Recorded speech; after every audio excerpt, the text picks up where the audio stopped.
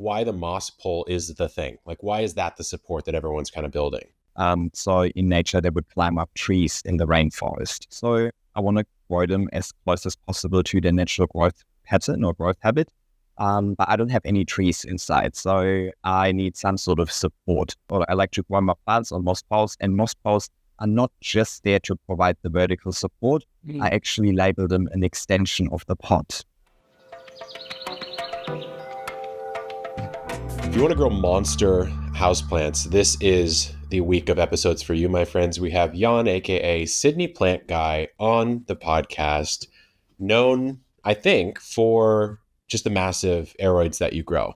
I actually think my girlfriend follows you, Jan, and she's brought up your moss poles before. She's brought up some of the large plants that you have, and we've even talked about getting back into some of these larger specimen houseplants in my house. Now, my house is tiny, so I have space for like one maybe, but I'm excited to have you on the show. Thank you so much. Thanks for having me. Before we start, we're going to go through a lot of cool stuff with houseplants this week, guys, but perhaps just a quick background on how you got into this game. Yeah, I think I started the hobby about 5 years ago, and I'm a renter, so I'm very limited with how I can decorate my apartment, but I really wanted to get some greenery into the apartment. So yeah, I kind of try to optimize the vertical space. As you said, space is precious, especially as a renter in the city. So I really wanted to utilize the vertical wall space. So I kind of stumbled upon growing moss poles, and I'm a very ambitious person. I like to kind of challenge myself. So I kind of challenged myself to grow these plants as large as possible, while kind of cheating nature, right, indoors. And it kind of escalated from there. Yeah. So if you're not watching the podcast, which by the way, you can do on Spotify or on our The Beat YouTube channel, you're just missing out on an epic background on Jan's screen right now. I don't know every species you have there, but the screen is just littered with these massive leaves, maybe eight feet tall or so. So we're going to talk about how you kind of got there. But today's topic is conditions versus care. And I thought maybe you could explain those two terms, because it seems like you've got a pretty clear distinction on those. Yeah, for sure. I mean, my end goal is to really make my plants thrive, right? I'm not aiming for pure survival. I want them to grow as large as possible and ideally as quickly as possible as well. I'm an impatient person. So I always like to explain to everybody the chances of growing plants really nice, large. You need to understand conditions and care and choose your plants accordingly. So conditions are things like light, temperature, airflow, humidity, and that will really set the plant's potential to grow nice and large in the first place. Specifically light. I think light is the number one thing when we're talking about conditions that really sets the potential for these plants to grow nice and large. In nature, these plants that I like to grow on moss poles, they're semi-epiphytes, and they would grow up a tree. And usually as they grow up a tree, they get access to more light. So light really sets the potential for these to grow to their full potential. And then care is more realizing that potential. So care are things like watering. Moss poles in themselves is a care approach, in my opinion. My nutrients provide fertilizing routine, and so on, even potting mixes, potting sizes, and so on. So conditions are really set by the plants. It's in their DNA. And if I want the plant to thrive, I should grow the plant in conditions that are as close as possible to the plant's natural environment. Here, that's where we have a lot of flexibility. That's where we can do trial and error, see what works, what doesn't work. I mean, there's so many different ways of even just constructing a potting medium, and you can have success with all of them. So the care part is the more interesting one, where we can play around a little bit, where there's no black and white, which ends up making it hard for beginners to get into the hobby, right? Because you hear so much conflicting information. But the conditions, that is not for us to choose, right? That's set in the plant's DNA. So I chose plants that I know are going to have a good time in my conditions, and that will give the plant the best chance to survive or thrive. But if you want to grow certain plants, specifically these tropical rainforest plants, most likely your conditions won't really suit plants to really thrive to their full potential. So You might have to put a little bit of effort into supplementing your conditions first. And only once the plants are grown in the right conditions, then you can realize the potential with the care approach. Yeah. Yeah. I mean, I think the interesting part is it's kind of like when you talk about edible gardening, it's, choose varieties that work well for your growing climate. And then from there, what's your own goal? And I think you have an interesting goal in that you're not trying to just have the plant like a collector might, not to say you don't collect, but you're trying to have them and have them thrive, not just survive. And what I notice in the background of your shot here is there's quite a bit of supplementation going on. Obviously, the moss poles are there, and these plants are growing up the poles. As you mentioned, they're epiphytic, they want to climb. So, speaking to condition, you're giving them the condition they would be used to in the wild. But there's also quite a bit of supplemental light. And I thought maybe we could talk about that really quickly. Later in the week, we are going to get into like the recipe for growing giant plants. But as far as I can tell, you're using a lot more light than the average houseplant owner would. So maybe you could break down your setup. Yeah, definitely. So as you said, light is super important when growing, and that's probably the biggest challenge we're all facing indoors, right? We have ceilings, which is not necessarily in line with how these plants grow in nature. So I do have, I lived in 4 places as a renter over the last 4 years. So I've experienced various different apartments, houses with different light conditions. And the end of the day, I always go back to using grow lights to at least supplement the light. I think it's the number one mistake people make. They underestimate how much light these plants actually need or want to really thrive to their full potential. And humans are terribly bad at judging light levels. And it's very hard for us to say, like, yeah, if I were a plant, I'd be happy with that. So I always Right. let the plants tell the story. So I supplement light with grow lights. I have some vertical ones. I have some hanging from the ceiling, pretty much any corner that I want to fill with plants. I usually put a grow light in there. And I let the plants tell me whether they received enough light or not. And you can And do how are you determining that? Like as you watch a plant, let's say you have a beautiful aeroid that you're setting up, you have a light that you want to put on, and you're just sort of guessing at placement and light intensity. What is the plant telling you where you might say, oh, this is too much, or this is not enough? Yeah. I mean, most likely it's going to be not enough. I mean, if it's too much, the plant is probably going to burn pretty quickly. So that's the telltale sign. But Sure. the lack of light is usually very, very long spaces between your leaves. So internodal spacing. So the plant is trying to grow really long in search for light or throwing out Ah, runners to grow somewhere else. Really long petioles as well. So the longer the petiole, the more the plant is usually trying to reach for the light. Obviously, depends on the species and so on as well. sure. And leaf size. And as the plant matures, every leaf should get bigger than the previous one. Obviously, there could be repots and so on that might impact that as well. But the general trajectory of the plant should show me that there's an increase in leaf size. If I notice a decrease in leaf size, commonly happens during winter, for example, then I know that that's probably based on insufficient light. So I then try a different spot and I really try and let the plant tell the story. And it helps me form this connection with the plants as well. Like I kind of develop an understanding. But of course, you can also measure light if you want to. I try and stay away from it. I want this to be really like a touchy-feely hobby, right? I want to learn something. I don't want to go open an Excel spreadsheet and it becomes a little too too much for me. But Sure, sure. technically, that is well the most scientific way of doing it, and that way you've got guarantee. But I like the trial and error. I'm similar to you. I mean, I'm a pretty science-minded guy, but there is a level to me of getting a little bit too deep. We actually had Daryl Chang on the show last year sometime, Houseplant Journal, and obviously he released a light meter as a product for his community, and it's really cool. I have one. It's fascinating. It's fascinating to know. And sometimes I will bust it out as like a spot check. I'll be like, I think I'm seeing too little light as a sign on this plant, and then I'll bust it out. And I'm like, oh yeah, for sure, that's what's going on here.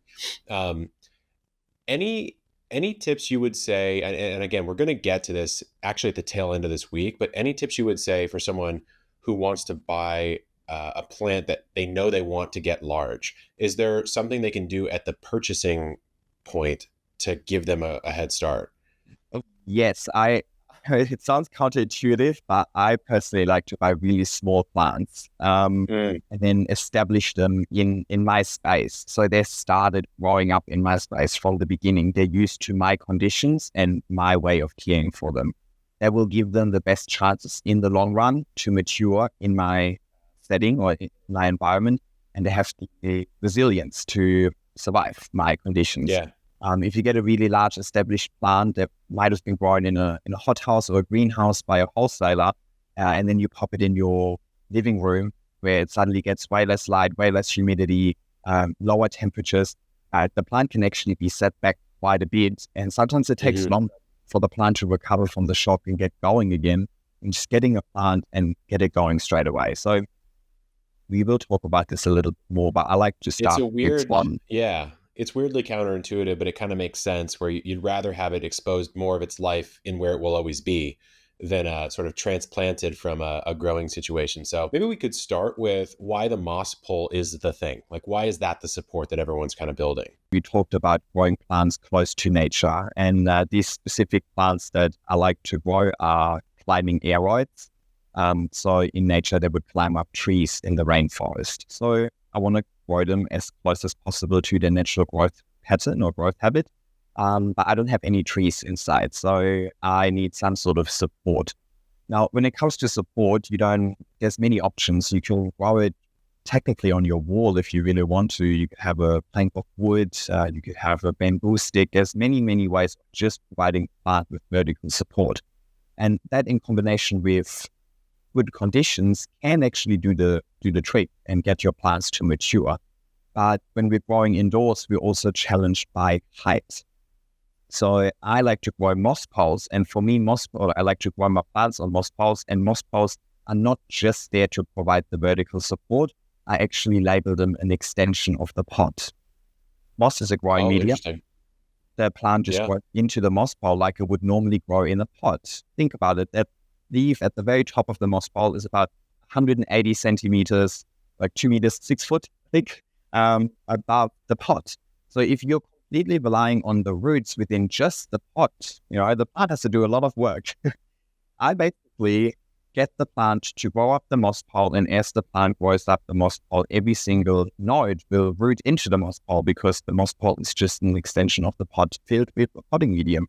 Basically means that every single node has their own little root system. Right, because it's the nature of an epiphytic plant is they're going to put out those aerial roots, and a lot of the times get some level of nutrition from many of those sort of nooks and crannies on the tree that they can access. So I guess that kind of brings me to the next question is, what's the basic setup for a moss pole? And of course, this is a visual thing, so we can do our best to describe it in an audio format. Like, what medium do you use? What contains the medium? How do you secure it to the bottom of the pot? All that kind of stuff. Yeah, it's part of my care approach. So there's no right or wrong necessarily over here. And over the years, I've seen hundreds of different types of moss poles being constructed. I think if you keep a couple of principles in mind, it will work. First of all, you want it to be sturdy. Your plants can grow large, hopefully, so it's going to get really heavy. So you want something that has a little bit of structural integrity. So I use a coated wire mesh, and I put it in a cylinder. Now, I've seen people use plastic or it's like gutter guard, but that doesn't necessarily have all too much structural integrity. So you will probably be limited in height if you use something like that. I see. So you need some sort of wire, but it might be like a vinyl wrapped wire or something like that. Yes. So I use a coated one to prevent from rusting, because I will water the moss powder eventually as well. Sure. Usually every day. Not every day, Yeah. but all the time. And then the second thing is you want that structure that you have chosen to hold a growing medium. So in my instance, my preferred growing medium for the moss pole is sphagnum moss, but you could use cocoa chips. I've done some with aeroid mix. You can use whatever you want. Obviously, it gets a bit messy if you use a fine substrate. So I find moss to have the best water retention in the first place. And I found it to be the cleanest solution, especially when doing all of this indoors. I have way too many plants to take them outside for watering. They need to stay exactly where they are when it comes to watering. So I want this to be really clean there. So yeah, those are really the two principles that you need to keep in mind. It needs to have structure and it needs to hold a growing medium. And so is there any design you use that isn't a pole going straight up? Do you ever like have it bending or changing, or is there sometimes you play with the diameter of the pole for the plant size? Do you ever mess around with that? Yeah, definitely. I mean, you can take that, and I sometimes have the 2, 3 moss pods next to each other. Each of them already have a plant on it, just to create a nice lush display. I make some more like a D-shaped one. So one side flat, only one side is round. Works really well for like a shingling plant, like a Monstera dubia when it's juvenile shingled. So it's kind of like flat up against a tree. Oh, Like you wish I it a see. rounded moss pole. It doesn't necessarily look the best. At the end of the day, aesthetics is my key factor in growing plants, right? I want to decorate my apartment with. So I try and create like nice display side for all of my plants. And Yeah. then, so when you're filling the interior of the pole with, in your case, the sphagnum moss, are you mixing anything else into that, or is it just a pure moss? I just use pure moss, but you can mix in some cocoa chips to make it maybe more affordable. Sphagnum moss is Yeah. usually quite expensive.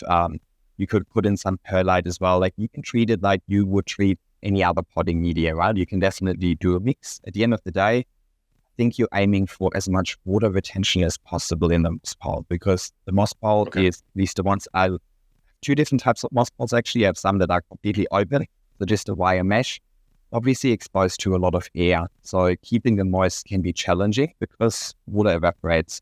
But you can also use some plastic to kind of cover half the pole to reduce the water from evaporating. But I water see. retention is going to be your biggest challenge in these moss poles.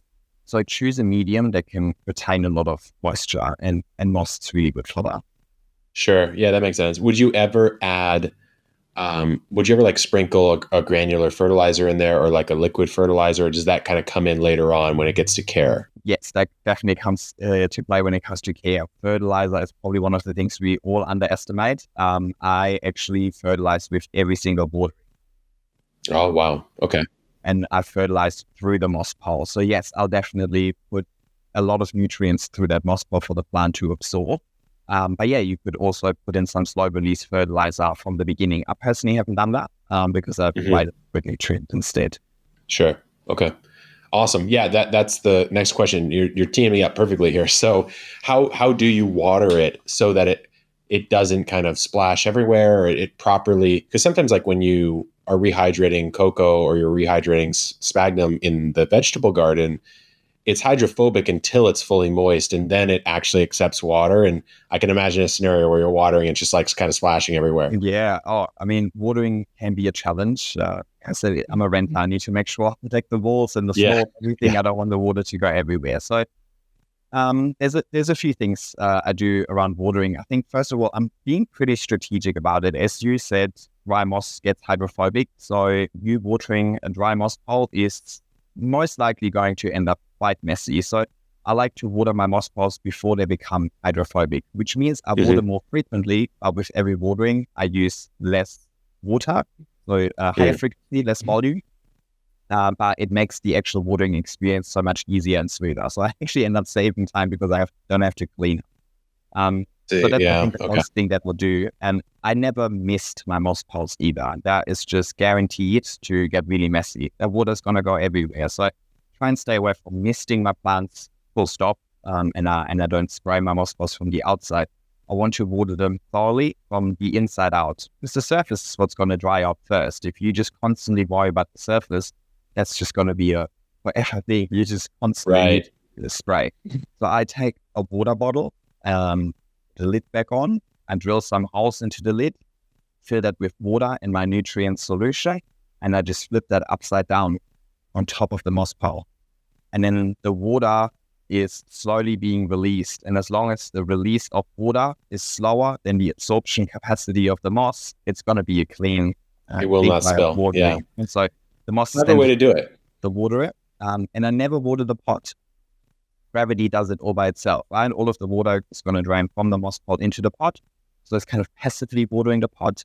And then I just make sure it doesn't sit in any excess. But Honestly, I love the method. It reminds me of when someone goes on a vacation and they can do that water bottle upside down technique, and I think, but you're doing it in the moss pole, and then the pot never technically being directly watered is a clever little application obviously just gravity.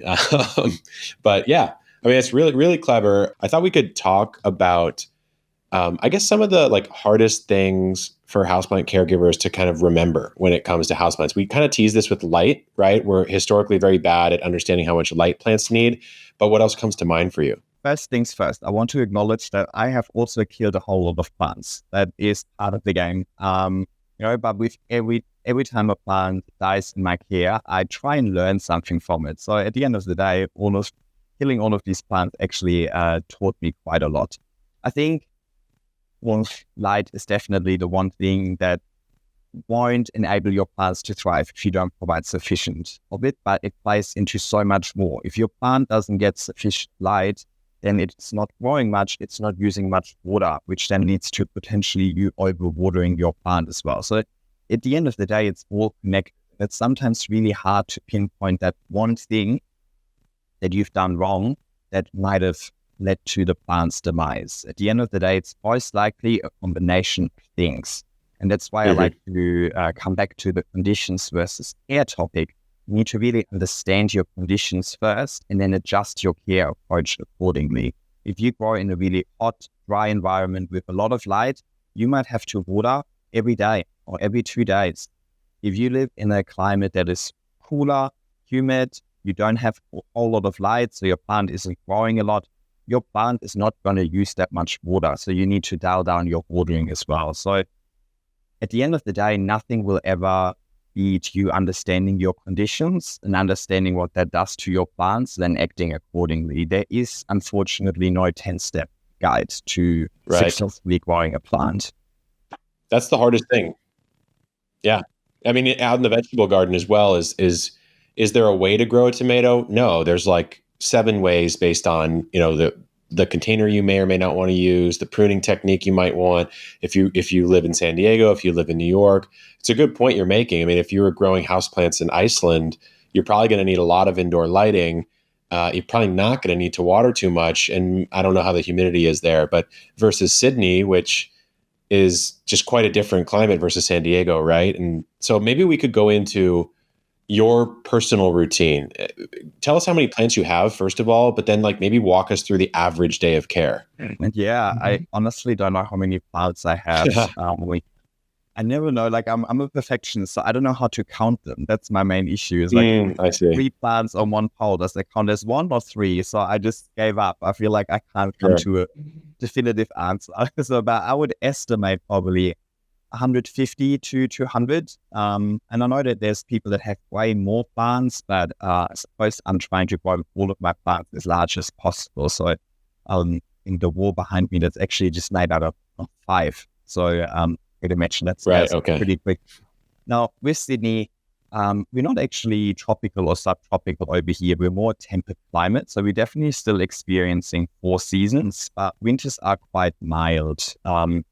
So temperature in itself is not necessarily a big issue for my houseplants because they're inside anyway. I don't like being cold, so I keep my house at a nice 20 degrees even during winter. So cold isn't necessarily an issue that I'm facing, but I know that that's a big issue for a lot of people in the Northern Hemisphere. And with cold temperatures comes the need to heat, which means that you use dry air. So again, like it's really hard to just focus on because they're also interconnected.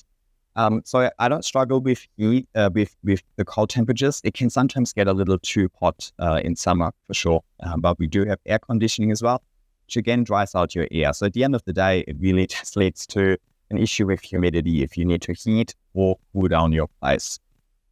I personally don't use humidifiers, but I supplement humidity through the moss pots in the first place. All of these moss pots are watered and kept moist, have a large surface area, so quite a lot of water is evaporating, which I have to, I need to water more often because of that, but it gives these plants like that little humidity boost. And I group them all together, so I create like a little island or like a little microclimate for my moss pots over there, where they just have nice, humid, warm air, which is what these plants want. Most of these plants are tropical rainforest plants, so they want humidity and they want warm temperatures.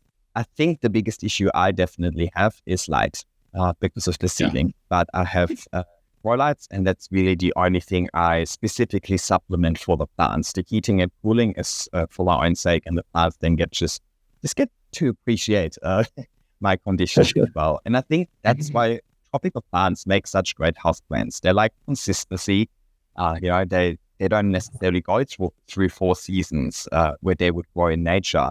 But we don't necessarily, at least here in Sydney, we don't experience 4 seasons inside of the house as strongly as we would outside of the house. Right? So I do grow aeroids in my garden as well. Definitely much more growth in summer, not so good in winter, whereas the plants inside are just very consistent.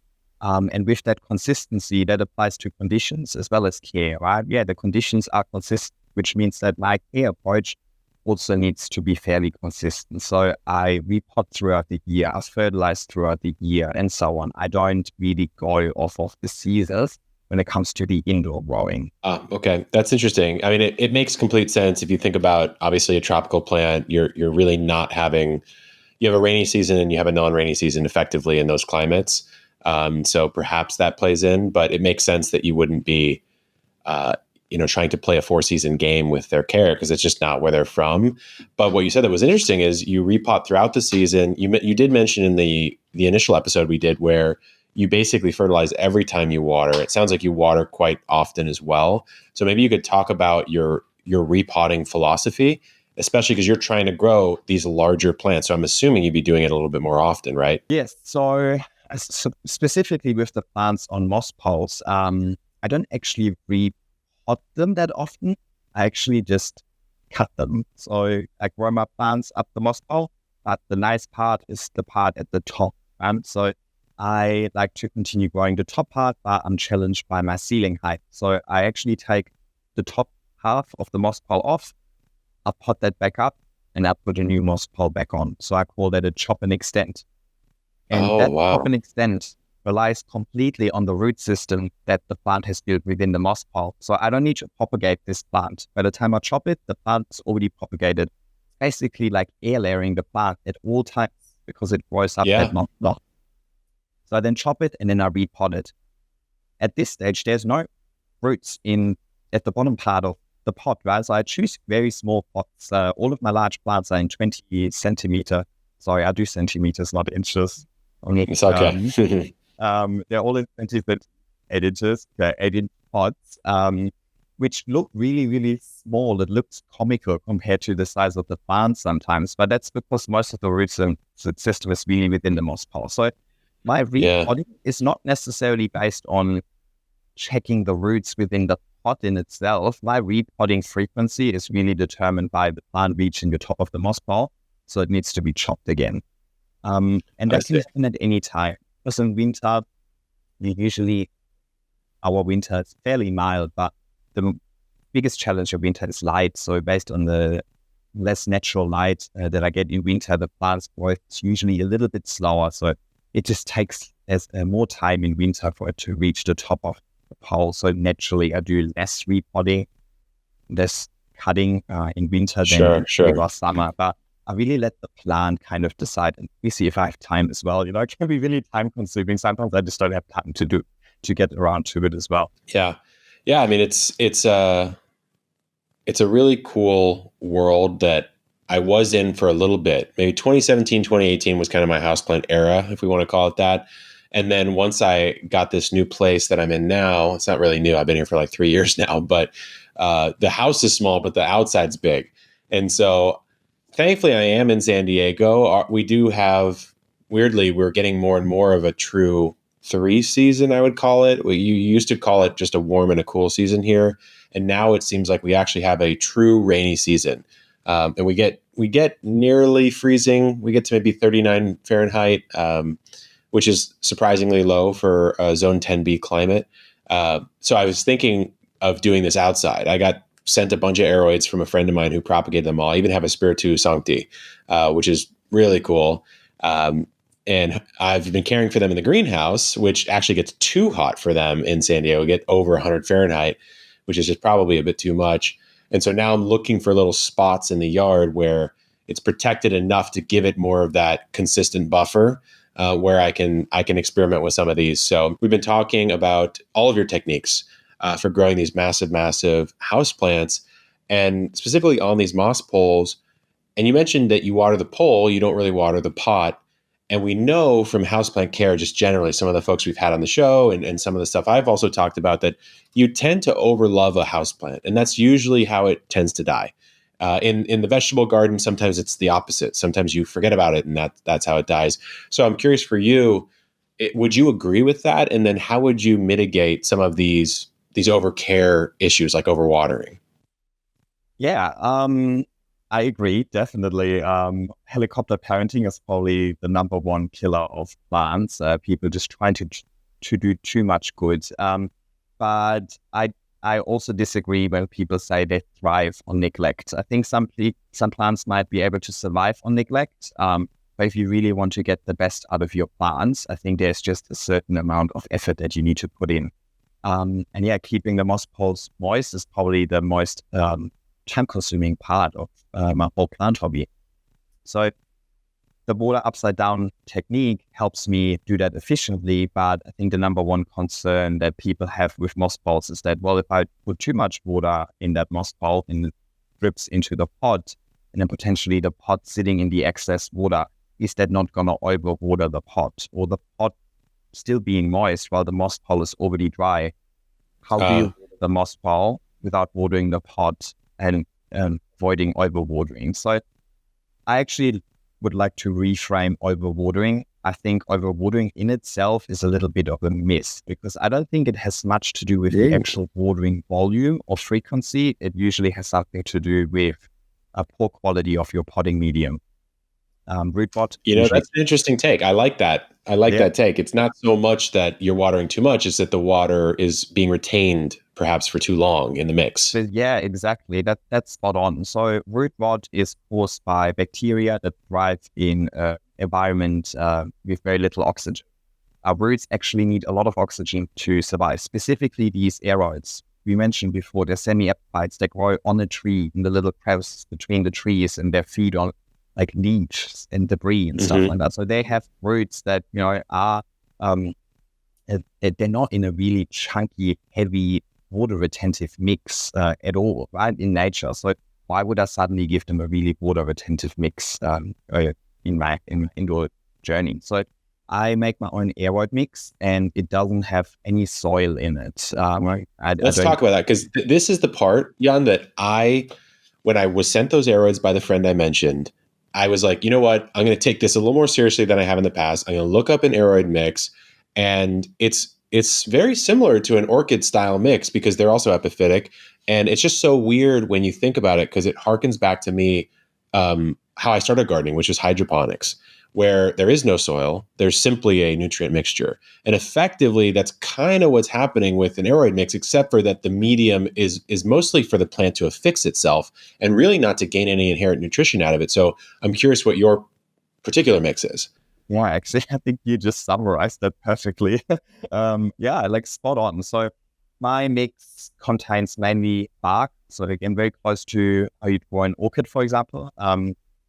Perlite, I use pumice. You definitely don't need to use perlite and pumice. I'm just being a bit extra, but basically perlite and or pumice just really helps with aeration and drainage. I use some cocoa chips because they're really nice and inexpensive, so I can create a lot of volume because I have a lot of plants. And then the water, so all of these parts, they can retain a little bit of moisture, but mainly they're very chunky. And all of these chunky ingredients create these air pockets.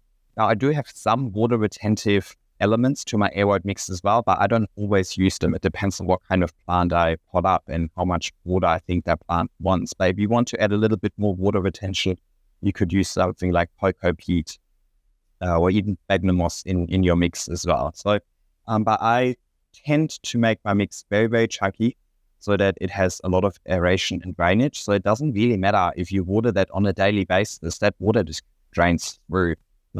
And the aeration is great for these aeroid roots. The aeroid roots love the oxygen.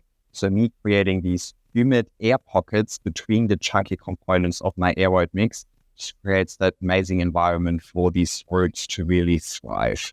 And at the same time, it's giving me the ability to kind of water very frequently, for example, I do have a greenhouse as well. Just go there and hoist everything down almost every day. Right. But nothing is overwatered because the potting medium has great aeration and drainage, so the water flushes through. I mean, it makes so much sense because, I mean, I was in Costa Rica recently in December, and obviously a place where a lot of these plants are from, or at least can grow well.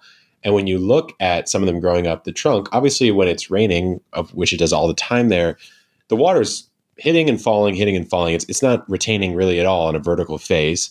And then by the time you get down to the ground, it's just sort of permanently wet in its own way, but it's somewhat sandy soil. It kind of falls away. And so the aroid mix was counterintuitive for me because I'm just so vegetable and orchard brained these days, where you go, I need a nice rich organic mixture. I want to retain that water. This tomato is going to drink a ton directly from the soil. It's obviously not doing a whole lot of epiphytic action. Pot size, though, you mentioned, for the moss pole, once established, the pot size can really shrink. But when you're starting out, would you do a large pot, or is there a problem with doing a large pot? I kind of have the same approach throughout. So when I start out, I also start with a really small plant, really small pot, and a small moss pole. So, and then I just scale it up from there. But just keep going. Yeah, exactly. The principle remains the same. So some of my plants have become really large over the last year. So I started introducing a fourth pot size, but the first 4 years of my journey, I just started all of my small plants in 10 centimeters again, 10 centimeters. Yeah. That's fine. Yeah. Then potted them up to 14 centimeters and give their first moss pole. And then once they outgrow that and I need to extend the moss pole, I give them a 20 centimeter pot and got it, 80 centimeter moss pole. So I don't, everybody gets the same treatment kind of. I have too many plants to optimize it for all of them. But I found that to work really well for me. Are there any ingredients that you see a lot of beginners trying to grow plants like this commonly use that you're just like, just avoid those, just completely skip that? Store-bought potting mix. Store-bought mix. Way too much moisture, and it's probably the source of all of your pest issues as well. Definitely the source of your net issues. I have 0 nets, even though I have so many moss poles. And people always think it must be like a jungle in here with like nets just being everywhere. But the second I stopped using store-bought potting mixes and I stopped bringing these nets into my house in the first place, they also disappeared. So stop using store-bought potting mixes, but you can still make a mix that is more water intensive. I would just use cocoa peat, for example. You need to be careful with nutrients. You need to provide the nutrients. And in my case, I provided via liquid nutrient. You can use a slow release fertilizer. But I would try and stay away from these store-bought bags. It's interesting because I think when you think of orchids, you very clearly think of orchid mixes because you can go buy an orchid at the store as a gift and you can easily see that the soil mix is different. But when you look at a typical aroid, it looks like a plant that would want a nice rich soil.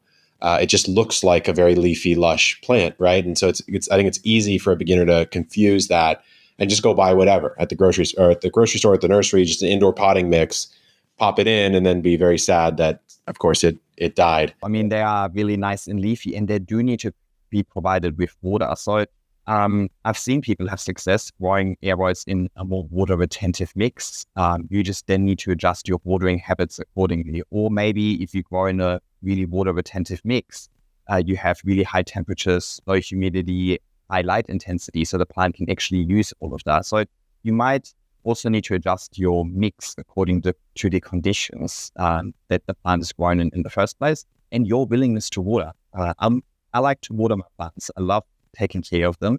I don't mind having to water them very frequently. But if you're somebody who's really busy and you know you can't care for it for the next 2 weeks, then maybe a chunky aroid mix is actually going to work against you. And so please keep in mind, what are the conditions? How much water is the plant actually needing?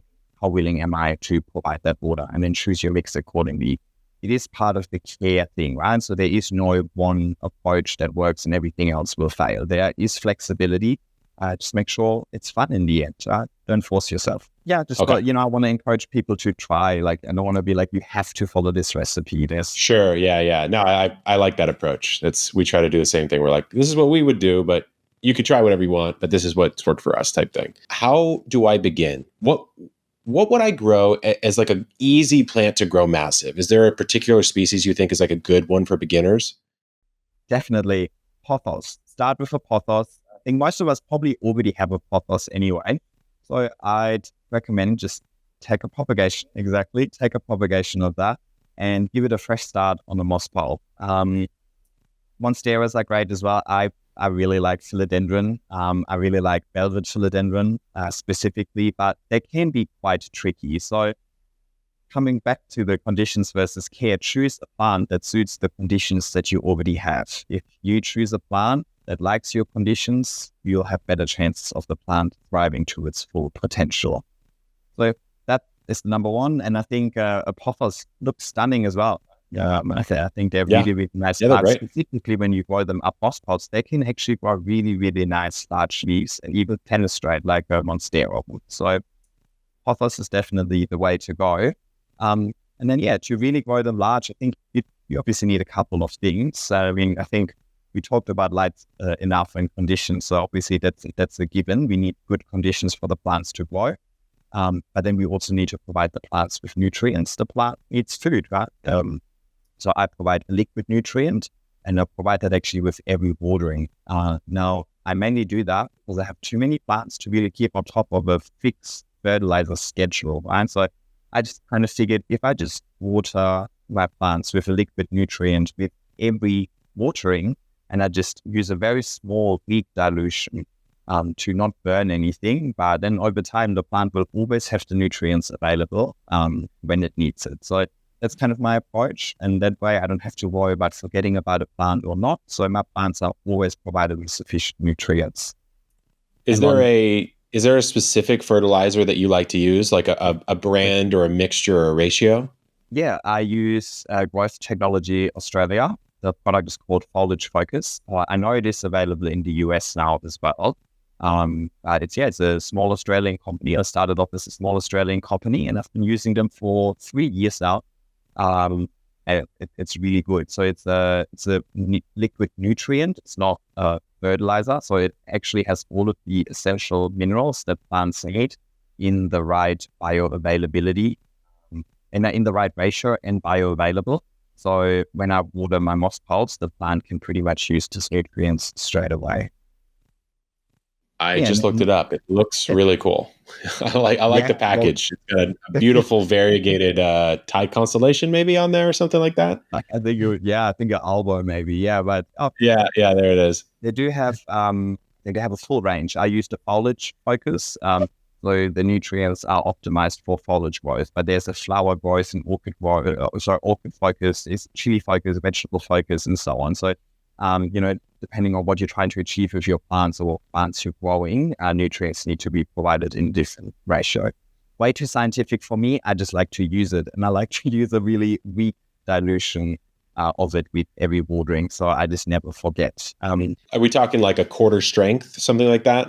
Yeah, like half. Like in summer, more like half strength. When I see that the plant is growing a lot more, I know it needs more nutrients, then I kind of bump it up to half strength. Like in the peak of the growing season, in winter when growth is a bit slower, then maybe like water.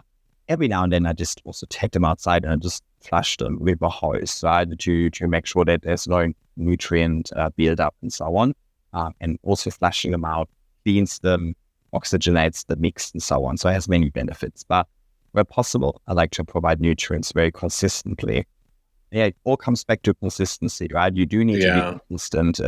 For these plants to be really nice and large, it took me a good 3 to 4 years. And there was not a week in those 3 to 4 years where I didn't water my plants, right? I continuously took care of them.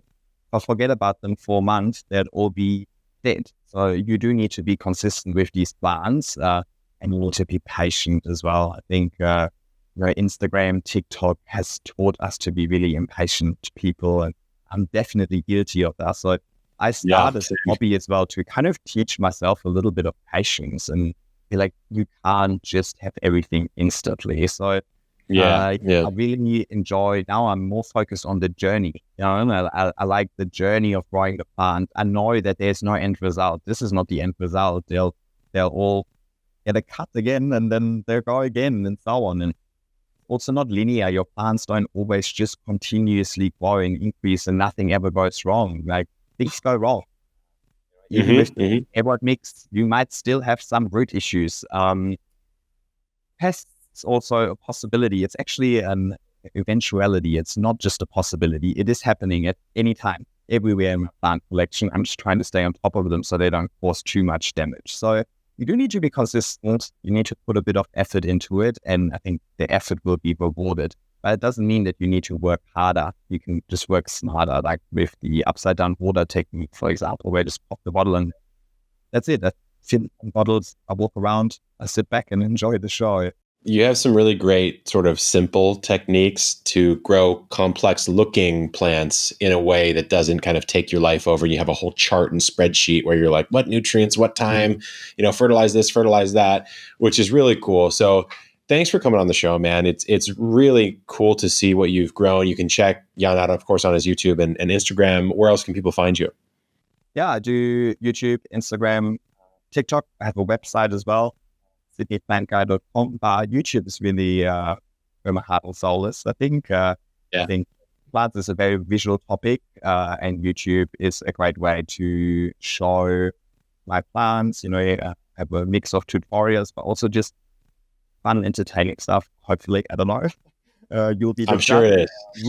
Yeah, sure it is. Hang out, and I just share my plants with you, my failures, my successes, and so on. So I just try to really openly share what I do, so that hopefully people can find some tips and tricks that apply to them as well. Maybe find the motivation to start this hobby in the first place. It's really important to me that this is fun. Like, I don't want this to be really techy and really exhausting. And as you said, like have an Excel spreadsheet and check here and there. I just want it, it's supposed to be lighthearted. It's fun. I do think plants make people happy. I